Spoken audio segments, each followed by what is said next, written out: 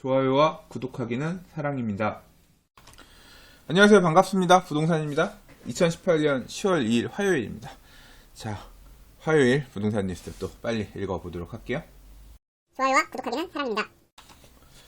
자, 첫 번째 뉴스입니다. 와, 올해는 진짜 제가 올해 시작하면서 올해 분양 물량들 좋은 거 정말 많다. 그런 말씀 뉴스에서도 계속 얘기를 했는데, 여름 지나면서 사실 여름 전에도 그렇고 이 나오기로 한 분양 물량들이 제대로 안 나오는 게 너무 많아요. 상반기에 나온다고 했었던 지식정보타운, 과천 지식정보타운 같은 경우도 빠른 데들은 4월, 5월부터 나온다 그랬는데 아무 얘기 없고, 청량리 롯데캐슬이나 여러 지금 단지별로 올 초에 주요 시공사별로 올해 나올 만한 분양 물량들 이런 것들 건설회사가 내놓은 스케줄들 체크해가지고 얘기한 적이 있는데 그 중에 나온 게 별로 없어요. 서울 수도권 주변으로. 그러니까 분양이 많을 줄 알았는데 생각보다 너무 없어요. 이 보면 그래서 제목이 서울 청약시장이 역대급 공급 가뭄이라 그랬잖아요. 올 초만 하더라도 이게 안 그랬거든요. 그러니까 많이 밀린 거예요. 밀리거나 늦어지거나. 근데 지금 원인이 뭘까요? 저는 지금 정부가 이 집값이 되게 급등한 상태에서 사업 시행자, 서울, 인서울의 분양 물량들은 대부분 뭐냐면 대부분 정비사업 분양 물량이란 말이에요. 그렇기 때문에 조합원들, 다시 말해서 원래 지주들, 이해관계인들이 있고, 이해관계인들 입장에서는 지금 시장이 이렇게 분양 뜨거워졌으니까 옛날에 생각했던 가격보단 좀 더 높게 분양을 했으면 좋겠다라는 의견들이 있는 편인데, 이 허그에서 분양 보증을 해주는 데 있어서 그 분양가대로 하면 분양 보증을 안 해주겠다라고 하면서 밀리는 부분도 있고, 그러니까 분양가 책정하는 문제 때문에 계속 스트레스가 있는 것 같습니다. 그리고 다른 이유들도 있겠지만 그런 부분도 저는 좀 되게 큰 것 같거든요. 그래서 아무튼 예상보다 분양 물량이 많이 못 나왔다. 청약하려는 사람들도 되게 갈증 날 수밖에 없고 아쉬운 상황이다. 이렇게 정리할 수 있을 것 같아요. 그래서 지금 밀렸던 애들이 이제 가을 지나서 4분기에는 해갈이 될 거냐, 이제 그런 얘기인데, 생각해보니까 그런 이슈도 있었네요.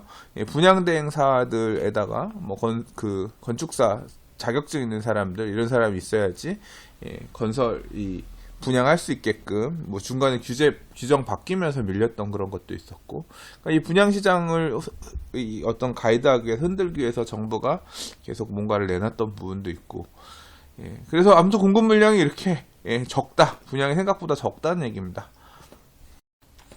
자, 기사에서 이렇게 얘기하고 있어요. 건설사들이 짜놓은 시간표대로라면 남은 석 달 동안 약 한 7,200가구의 민간 아파트 일반 분양 시장이 나와야 되는데, 동대문구 1,656가구, 은평구 1,032가구, 서초구 969가구, 서대문구 750가구, 송파구 745가구 등 수요자들의 선호가 높은 지역 물량이 많다.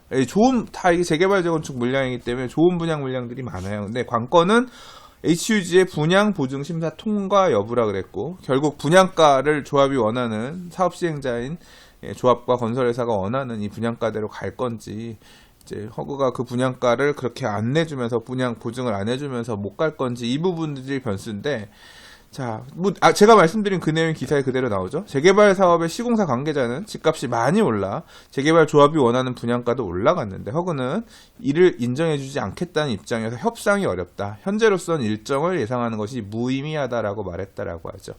자, 이 기사를 통해서 예측할 수 있는 부분은 저는 그렇게 생각합니다. 이제 이게 분양가 부분이 이렇게 서로 협의가 안 되면 지금 이렇게 사업이 목전에 왔던 사업 시행자들이 결국 선택할 수 있는 부분은 후분양들 심각하게 아마 고민할 것 같아요. 이 금액대로 분양가 싸게 해서 낼 거냐, 아니면 조합원들이 좀 더 추가 부담 자금 조달을 해서 후분양으로 갈 거냐. 이렇게 밀리다 보면, 야, 이렇게 분양할 거면 차라리 1년 뒤에, 지금 계속 밀리고 있잖아. 공사 진행 중인 중간에 밀리고 있는 경우라고 하면, 야, 이렇게 안 될 거면 차라리 그냥 후분양하자, 뒤늦게 분양하자, 이런 형태로 나오는 사업장들도 충분히 나올 수 있다는 얘기예요. 참 골치 아픈 상황이. 후분양 하게 되면 이 분양 보증 나중에 필요 없게 되니까 그런 형태를 쫓아가는 단지들이 좀 나올 것 같고요. 애초에 후분양을 예상해서 사업을 계획하고 있는 단지들도 나올 것 같고요. 한편으로는 이제 지금 분양 보증을 왜 HUG만 하냐, 니들 말고 다른 데들도 분양 보증할 수 있게끔 민간 업체들 참여할 수 있게끔 문 열어라. 이런 어떤 시장의 목소리도 더 커질 만한 어떤 그런 요인이 된다고 생각해요. 자, 서울의 이 정비사업 분양 물량들은 이렇게 좀 늦어지는 부분도 없잖아 있는데, 이제 분당 판교 대장지구 같은 경우는 아파트 분양이 이제 본격적으로 들어간다고 합니다. 보시면 지도에서 보시는 것처럼 판교 신도시 남쪽에 보면 이제 여기 판교 대장지구 용인 서울고속도로, 용서고속도로 서울에서 내려갈 때 보면 좌측편이죠. 이쪽에 이렇게 지금 공급이 되기 시작하는데 이제 첫 공급이 나온다고 합니다. 판교 대장지구도 많이 얘기 있었던 지역이죠. 이쪽 넘어가면 분당 신도시고 판교 신도시 밑에 쪽에 여기인데 이번에 엘포레였을 거예요. 힐스테이트 판교 엘포레를 비롯해서 이제 연내에 판교 대장지구 분양 물량들이 쭉쭉쭉쭉 나온다. 그래서 총 15개 블럭에 5,903가구가 공급된다고 합니다. 자, 인터넷에서 판교 대장지구 관련해서 좀 찾아봤는데요. 물량들이 쭉쭉쭉쭉 이렇게 10월, 11월 물량들이 나올 거라서 기대는 돼요. 요번에 이제 처음 나오는 거는 이 47평형, 52평형 좀 대형들이 나오는 거고, 이후에도 이제 국민주택 규모 이하 물건들도 이제 나올 예정인데, 보시면 10월, 11월 중에 이렇게 나올 예정이긴 한데, 일부 물량들이 있긴 한데, 문제는 여기가 성남이라서 물량 자체가 이 서울 통장이나 이런 것들은 못 들어간다는 거예요. 성남 100% 일단 1순위 성남 우선이기 때문에, 예전에 성남 고등지구도 그랬지만 뭐 성남 통장들은 좋겠다. 뭐 그 정도 정리할 수 있겠습니다. 좋아요와 구독하기는 사랑입니다. 자, 다음 기사입니다. 아까 기사들 중에 보니까 그런 거 있더라고요. 서울 아파트 중위 가격이 8억 원 돌파했다고, 강남 쪽은 10억 원 돌파했다.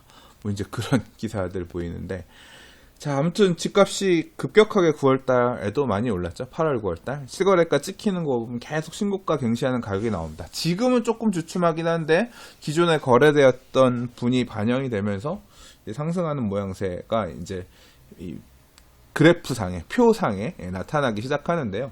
이런 이유 때문인지 전세 가격은 지역에 따라서 지금 뭐 얘기들이 조금 다르긴 합니다만, 전세 가격보다 매매가 상승률이 높아지면서 매매가 대비 전세가 비율이 하락했다라는 얘기입니다. 그래서 제목 타이틀이 갭 투자 어려워지나 서울 아파트 전세가율 5년 만에 50% 이하로 떨어졌다라고 이렇게 기사가 나오는데, 사실 갭 투자를 할 만한 수준의 어떤 지금 갭 투자는 사실 옛날에 정말 소액 갖고 하는 게 그 갭 투자였지, 지금 이제 집값이 이렇게 많이 올라간 상태에서는 갭 투자라고 하긴 그렇고 그냥 지금 거의 뭐 영혼까지 끌어모아서 투자하는 그런 수준이 아닌가 싶긴 한데, 아무튼 그래서 제목은 사실 개인적으로 불만, 다만 이제 기사에서 얘기하는 주제는 명쾌하죠. 매매가 대비 전세가 비율이 절반 이하로 떨어지면서 사람들이 지금 이 아파트 매매가라고 하는 건 미래 가치를 향해서 수렴하는 거고, 아파트 전세 가격이라고 하는 현재 가치를 향해서 수렴하는 건데, 미래 가치에 대한 베팅이 현재 가치에 대한 베팅보다 높아졌다. 그 수준이 지금 굉장히 높은 수준. 그러니까 미래 가치에 대한 베팅을 되게 높게 하고 있다. 이제 그렇게 나타내는 건데, 이 매매가 대비 전세가 비율 자체가 낮아지면 낮아질수록 어떻게 보면 버블이 커진다, 또 거품이 커진다, 라고도 볼 수 있죠. 자, 기사 보면 이렇습니다. 강남 11개구, 그러니까 강남 쪽에는 11개구를 따로 찍은 것 같아요. 평균 전세가율은 50%대로 내려왔고, 이게 보니까 58.2% 정도로 내려왔고, 그리고 이제 강남구의 매매가 대비 전세가 비율은 50% 밑으로, 얼마냐면 48.9를 기록해서 국민은행이 구별 전세가율을 공개하기 시작한 2013년 4월 이후 처음으로 50% 이하로 떨어졌다고 합니다. 강북 쪽도, 강북 14개구의 전세가율도 지난 8월 68.6에서 65.8로 하락하는 등 강남북의 전세가율이 고루 하락했다고 합니다. 자, 근데 사실 과거 10여 년 전, 뭐 말 그대로 진짜 지난 텀의 꼭지 시절 같은 경우는 매매가 대비 전세가 비율이 지금보다 한참 낮았거든요. 그래서 그거에 비하면 지금 기준들이 지금 다 2013년을 얘기하는데 2013년은 말 그대로 하락장에서 심리가 제일 죽어있었던 그런 시절이고 과거의 버블 시절로 돌아가서 보면 그때 기준에 비하면 지금 아직까지는 매매가 대비 전세가 비율이 그렇게 낮지는 않은 건데 이 자료를 놓고 어떻게 평가해야 되나 생각이 많아지네요. 원래는 이런 내용을 보면 지금 버블이 심하다, 버블이 크다 이렇게 판단해야 될 부분인 것 같은데 반대로 보면 강남 3구 같은 경우는 이렇게 매매가 대비 전세가 비율이 낮으니까 확연히 이제 과거에 한 40% 그 정도 됐던 것 같거든요. 근데 50% 선이면 아직까지 뭐 강남구는 그래 많이 지금 왔다라고 볼 수도 있는데 강북 같은 경우는 지금 68%, 65.8%면 여전히 매매가 대비 전세가 비율이 그렇게 낮지 않은 선 아닌가. 예. 그럼 아직도 여력이 있다. 뭐 이렇게 또 한편으로는 볼 수도 있는 거거든요. 자, 요거는 좀 통계나 이런 부분들을 봐서 과거에 진짜 전 고점 시절 강북 같은 경우는 2008년이 어떤 정점이라기보다는 2009년 말 이 정도가 제 기억으로는 거의 정점, 최상 수준이었던 것 같은데 그 시절 기준으로 해서 얼마나 지금 갭이 있는지 이런 것 좀 자료들을 좀 정리해 보면 지금 시장 상황을 판단하는 데 있어서 좀 도움이 되겠다라는 생각이 드네요. 좋아요와 구독하기는 사랑입니다. 자, 이 얘기는 또 한 번 하고 넘어갑니다. 꽉 막힌 대출의 재개발, 재건축, 이주 비상이라고 해서 이제 구역명들을 찍어가지고 이게 나왔는데 지금 이주가 진행되는 방배 5구역 대출이 막혀서 이주를 못하고 있다. 한신 사지구도 아예 그냥 사업을 3년 정도 늦추자. 이런 얘기들이 지금 나오고 있다고 합니다. 지금 여러 가지 이슈들이 있는데 1+1으로 받게 되는 이제 1+1 재건축이라고 하는 게 원래 집을 하나 갖고 있었던 사람이 이 1+1, 그러니까 두 채를 받을 수 있는 예외적인 규정에 따라서 재개발 또는 재건축에서 두 채를 받을 수 있는 규정이 있거든요. 근데 이게 법에서 보면 이제 뭐 이 보는 법마다 다르지만 이 세법 같은 경우에서 보면 관리처분계획 인가가 떨어지면 1+1 같은 경우는 두 채가 된 걸로 이렇게 보거든요. 그러니까 조합 하나의 주택이 있던 게 관리처분 인가가 나면 보통 뭐 두 채 받는 거, 소형주택이라고 해서 59제곱미터 이하 하나를 더 받는 게 이렇게 생겨요. 그러니까 입주권 두 개가 됐다라고 보거든요. 그럼 그게 세법상으로 보면 2주택이 된 거니까 2주택 같은 경우는 대출 규제나 이런 게 타이트해지잖아요. 특히 9.13 대책에서는 유주택자에 대한 대출을 되게 틀어막고 2주택 이런 대출들을 틀어막았기 때문에 사방팔방으로 뭐 전세자금 대출이고 뭐고 이런 것들 막 틀어막았는데 그런 부분들이 동일하게 적용이 되면서 대출을 받기 힘들어진 거죠. 집 갖고 있는 사람이 대출 받기 힘들게끔 해서 더 사지 말게끔 하라고 하는 게 9.13 대책 아니냐, 당연한 거 아니냐라고 생각하실 수도 있겠지만 그렇지 않죠. 그거는 뭔가 지금 새로 집을 살려고 하는 신규 투자자의 경우고 지금 재개발 사업이나 재건축 사업은 이주를 해야 철거를 하고 그 다음 철거가 돼야 그 다음에 아파트를 지을 수 있는 거잖아요. 근데 이 정비사업 추진되고 있는 정비사업을 이런 식으로 이 대출 규제를 해서 막아버리면 이주를 못하게 되는 거고 이주를 못하면 결국 새 아파트를 짓지 못하는 거고 이 사업이 완성될 수가 없는 건데 결국 이 사업들이 이렇게 막히게 되면 분양을 못한다니까요. 지금 공급 부족, 물리적인 공급 부족, 정부가 맨날 하는 소리가 우리가 사업시행인가 받은 사업시행인가 이 고시 난 내용들이 있기 때문에 이 분양 앞으로 나올 공급 물량은 뭐 충분하다 이런 얘기를 하고 있지만 충분하긴 뭔 충분해요. 이게 지금 이주가 안 되면 그 공급 물량을 실제로 시장에 못 낸다니까요. 그러니까 이거는 지금 시장이 엇박자인 거예요. 금융위원회나 또는 국토부나 이런 부분은 서로 조율을 해가지고 이거 안 풀어주면 공급 안 되니까 이런 건 풀어줘야 된다. 서로 조율을 해가지고 풀어줄 수 있게끔 해야죠. 이건 좀 저는 사실 도저히 납득할 수 없는 규정이에요. 아예 그냥 그러면 하지 말라고 하든가. 응?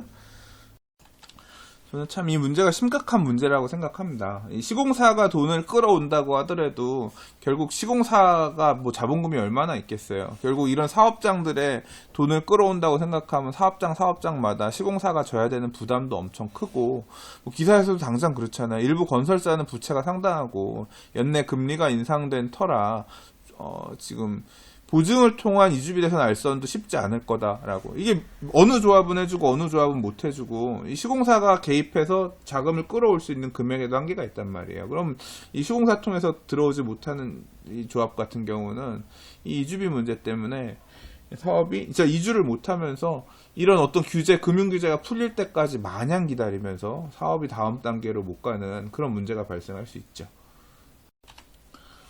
뭐 부동산 시장이 조금 안정화되는 모양새가 보이면, 그러니까 지금 뭐 당장 9.13 대책, 9.21 대책 이후에 약간 조금 조용해지는 모양새가 보이잖아요. 상황 봐가면서 정부가 뭐 요런 카드들, 요런 것 같은 경우는 제한적으로 풀어주는 그런 카드들을 쓸 수도 있다고 생각하는데요.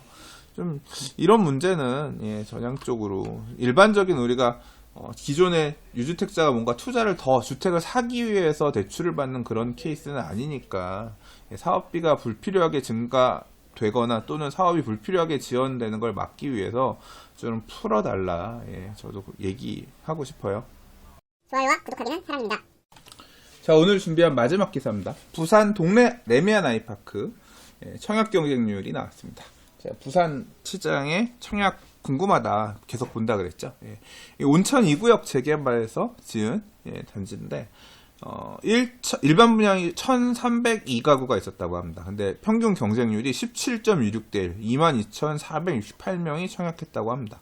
분양 전부터 굉장히 유망한 분양 물량으로 봤었나 봐요. 기사 볼까요? 온천 2구역을 재개발하는 이 사업은 하반기 부산 지역 분양시장의 판도를 가늠할 수 있을 만큼 많은 관심을 받으면서 수십 대 1의 경쟁률을 기록할 것으로 시장에서는 예상했다고 합니다. 저는 사실 이 17.26대 1이 낮지 않은 경쟁률이 아닌가, 뭐 특정 평형 타입에서는 굉장히 높은 경쟁률도 나왔던 걸로 기억하거든요. 근데 물론 이제 과거에 막 부산에 엄청났던 그런 경쟁률에 비하면 한참 낮은 수준이긴 하죠. 근데 뭐 기사 평가는 이렇습니다. 정작 1순위 청약 결과가 시장의 기대에 미치지 못하면서 분양을 앞둔 다른 건설사들도 비상이 걸렸다. 그렇게 얘기를 해요. 이 부산 지역 기존 아파트의 가격도 최근 1년 사이 10%가량 떨어졌고, 이 동네 레미안 아이파크의 분양가가 다소 높게 느껴지는 측면이 있기 때문에 이 정도 가격이면 기다려볼 필요가 있던 실수요자의 심리가 기대 이하의 청약 경쟁률로 나타난 것으로 보인다라고 하는데, 이 비싼 건가요?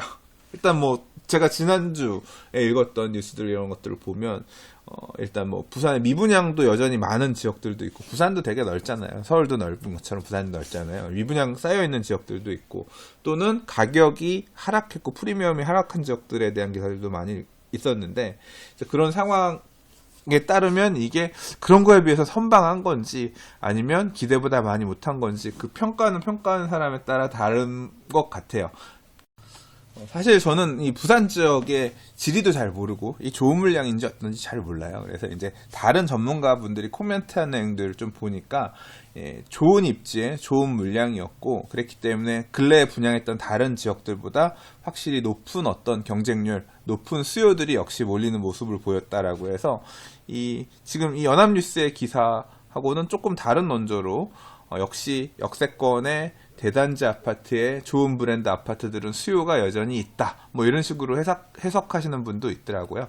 이 댓글 기사에서 보면 좀 비관적으로 얘기하는 의견들도 많이 있습니다. 그렇긴 한데, 그래서 사실 이 청약 결과에 대한 평가는 아직까지는 다양한 의견들이 있다 정도로 좀 정리를 하고, 앞으로 또 나올 부산의 다른 분양 물량들, 청약 결과들 좀 계속 주의 깊게 지켜보도록 할게요.